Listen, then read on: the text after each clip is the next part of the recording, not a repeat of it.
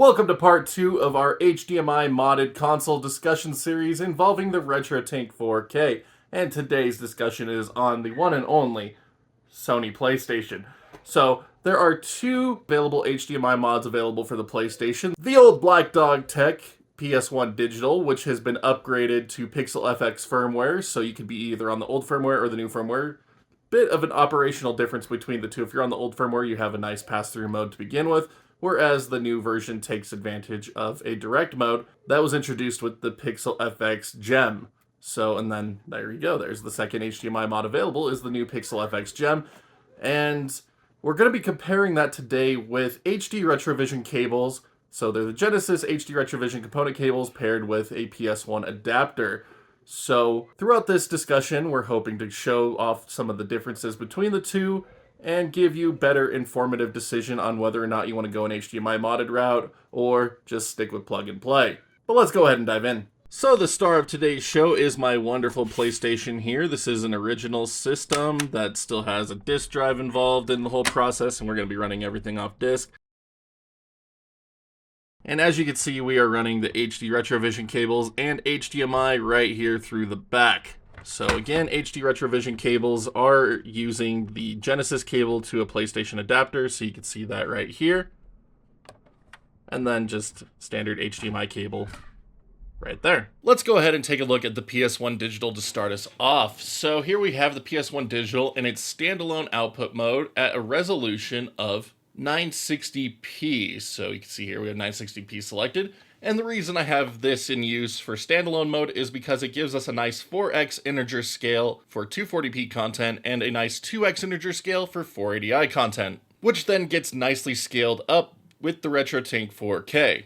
And for the most part, results are pretty nice, but the 384 mode does get some uneven pixel scaling, but overall the results are, again, pretty nice. You get nice crisp pixels across the entire range of the 240p test suite, aside from the 384 mode again. Now the problem with the 960p mode is that it does crop about 3 pixels off the bottom of the image.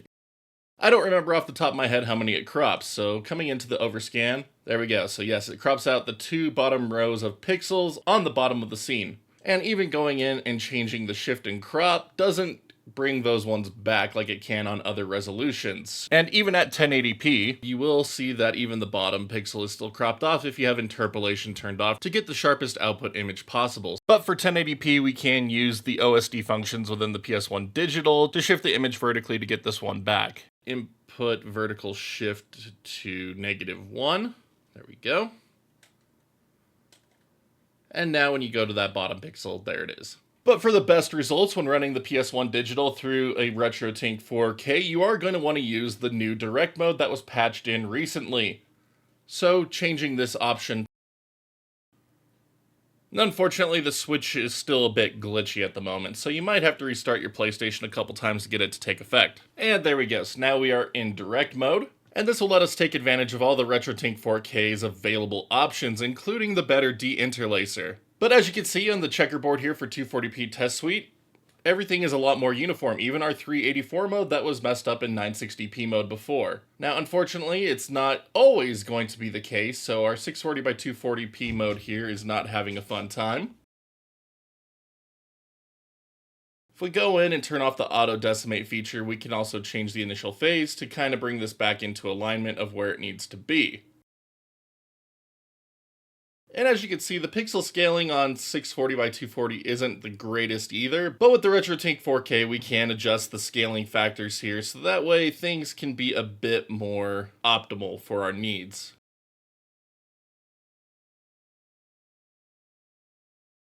So for example, something a little more like that. But overall, using direct mode with the auto decimate feature is going to give you excellent results with the autofill mode within the RetroTink 4K. And that is what I am using for today's comparison. Now, unfortunately, even direct mode can't escape the pixel crop that the PS1 Digital likes to do, so you will notice at different resolutions it can crop the right, bottom, or top of the image. So here we are in the 240p test suite overscan testing thing, and the resolution is set to 320 by 240, so bottom we're good, left we're good, but on that right side we are cropping a row of pixels, and then the top side is also cropping a row of pixels. Now, there are ways to overcome this a little bit, so one of them is to go into the RetroTink 4K's advanced settings, HDMI receiver, turn off the auto decimate feature once you have got your selected resolution set, and then you just need to change the initial phase. Now, unfortunately, while this does get the line of pixels to appear like it's supposed to, it can sometimes be glitched out. Yesterday when I was testing, this line was not glitched out. Today, it is very glitched out, as you can see. And then you also need to make sure the auto crop feature is off as well, because it will just crop out that line again. Now, as for this top row of pixels, things are a bit different. You need to use the PS1 Digital's shifting functions to get this one to show back up.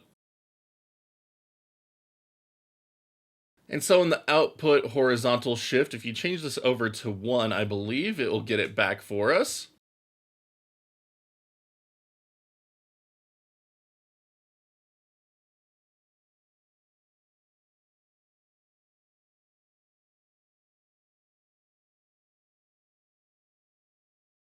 And even then, results are not guaranteed. Yesterday it worked with just a simple output vertical shift of 1. Now it doesn't, but either way it was a bit glitchy, just like we see in that right line. But for the easiest use of operation, just go ahead and leave the HDMI receiver option of auto decimate on. You can leave auto crop on too if you want, doesn't really make too much of a difference. But you will just need to put up with those lines of pixels that might potentially be cut off. Now, as for the HD Retrovision cables, we can get an image that is practically as sharp and as clear as the HDMI output from the PS1 Digital. So here we are with Wobbling Pixel's razor sharp profile. I've already calibrated it. We'll go over that more in a second, but as you can see, results are just very, very clean, except for that 640 mode, because it shares the same active signal as 384, so you do need to recalibrate this if you have a 640 by 240 game or a 384 by 240 game. But otherwise, as you can see, results are just exceptionally nice. And this isn't the case when you first plug it in, because again, you do need to calibrate it in order to get the sharpest image possible. So by loading up the razor sharp calibration profile within the profiles menu of the RetroTink 4K, run auto phase and auto gain to get the brightness and sharpness where you need them to be, and then write down the decimation phase and subphase. Once you have those noted, just go ahead and load up the profile that you're using once again. So I'm using the razor sharp profile for this one, so just going to scroll down to Sony PS1, Wobbling Pixels, Pixel Aspect Ratio and Integer, razor sharp profile.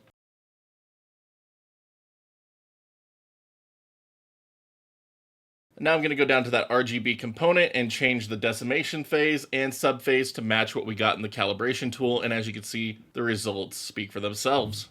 And you have to go through and do this with all the different resolutions, so that way you just get the sharpest image possible out of them. So there is a bit more of initial prep needed to get the HD Retrovision cables to look their best, but the results speak for themselves. But now I want to touch on just some of the use cases that you might want to use an HDMI mod for over just a plug-and-play solution like HD Retrovision cables. And the first and obvious benefit of HD mods is that they give you very crisp and clean digital output, so you don't have to worry about any analog signal noise coming into your gameplay. So here in the pause screen of Mega Man X4, you can see on the PS1 Digital that it is just a very sharp, very clear image. There's no signal noise to be had in any of the blue background.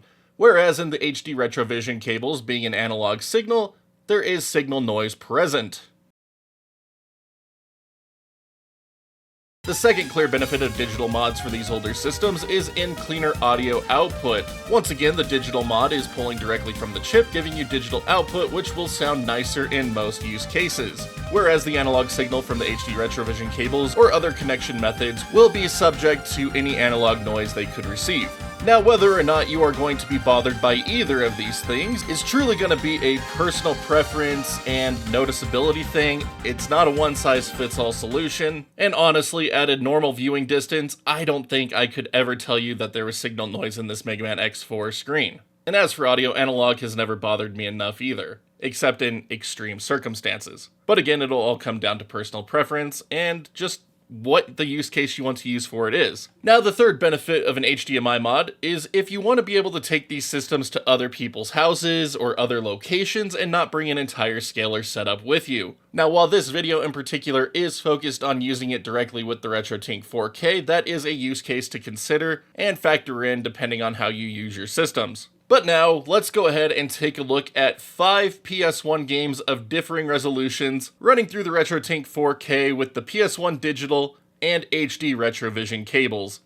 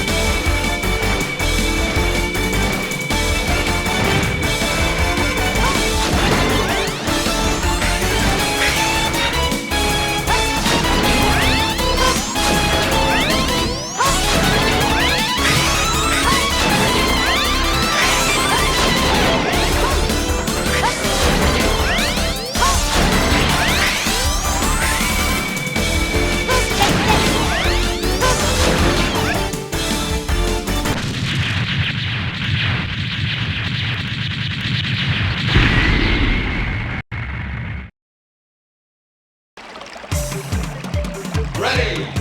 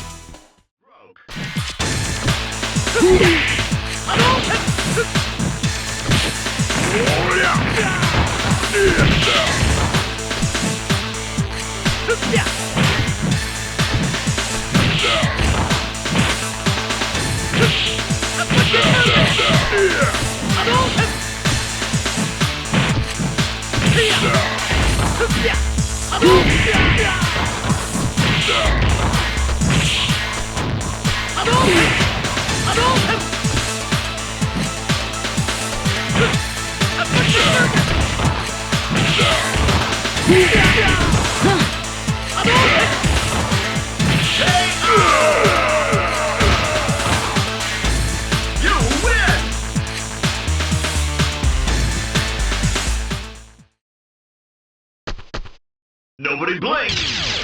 Go for broke!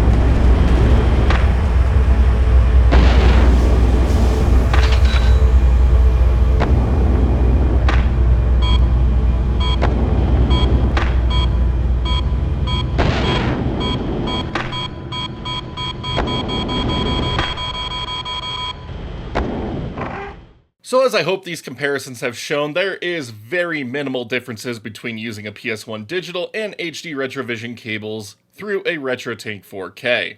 Now that being said, again, it is going to depend on your own personal preferences which route you want to take, but here is where I want to discuss some of the different considerations when it comes to price. So let's go ahead and start with the PS1 Digital. It has unfortunately been discontinued for quite a long time now, and has been replaced with the new PixelFX Retro Gem, which should give pretty much the exact same results as you've seen here. They use the same firmware, so some minor differences in installation methods aside, setup and overall use should be the same. And as far as using a Retro Gem for the RetroTink 4K, you only need the basic edition to pull this one off. It has the direct mode patched in now, so you are looking at $125, and if you can install it yourself, that's great. $125, you install it, you're good to go.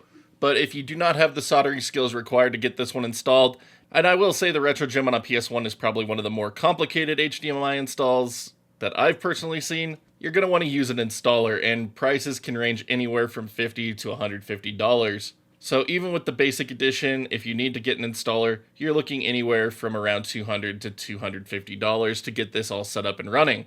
And if you want to upgrade to the Shiny Edition so you can better take advantage of the system on the go, the price only goes up from there, up to $194 base price.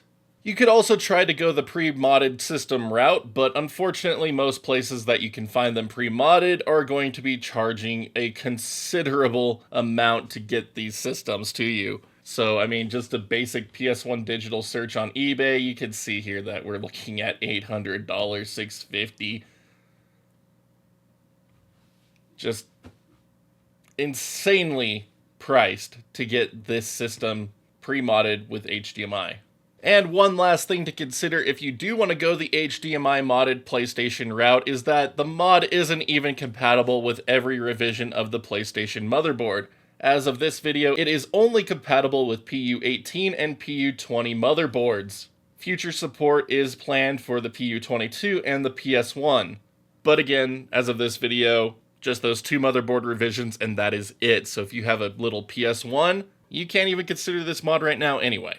Now as for the HD Retrovision route, it is compatible with every PlayStation system that has been released. You buy the Sega Genesis HD Retrovision component cables, and unfortunately they are out of stock quite often, and they aren't really that cheap either. $65 for the base cable itself, and then you have to pay another $17 to get the PS1 adapter for it, bringing the whole thing up to around $82 minus shipping.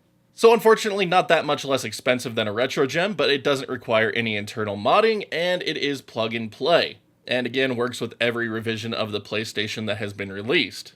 But HD Retrovision cables are a bit more of an expensive option, and it's what I just happen to have on hand to have made this video. Other options like Retro Axis SCART cables have been around for years and provide very similar results, and honestly, the differences are so negligible between this and HD Retrovision cables that many would probably be hard-pressed to see them.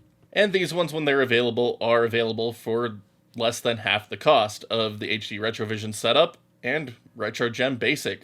And even a basic PS1 SCART cable will probably provide adequate results, and the blurring provided by lower quality cable might be preferable to mask some of the dithering effects that is present on PS1 output. I mean, you never know what you might enjoy.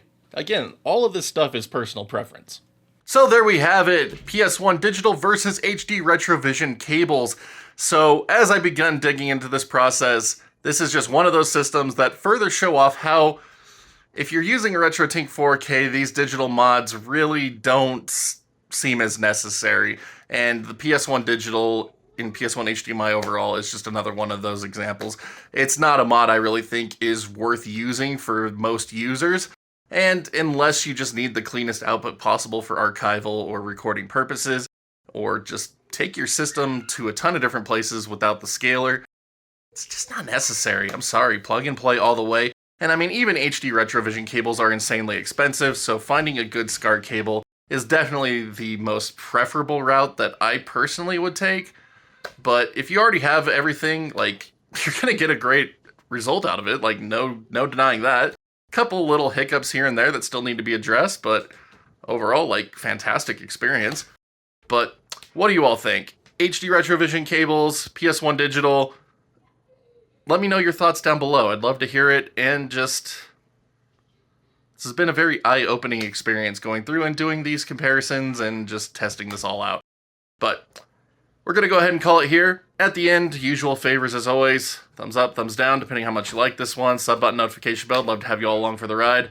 Always tons of new content. And we're keeping this digital series going for a little while longer yet. Lots of mods to cover. And, yeah. Anyway. Thank you so much as always for watching. Till next time, keep playing games. Stay awesome. We'll see you back next video.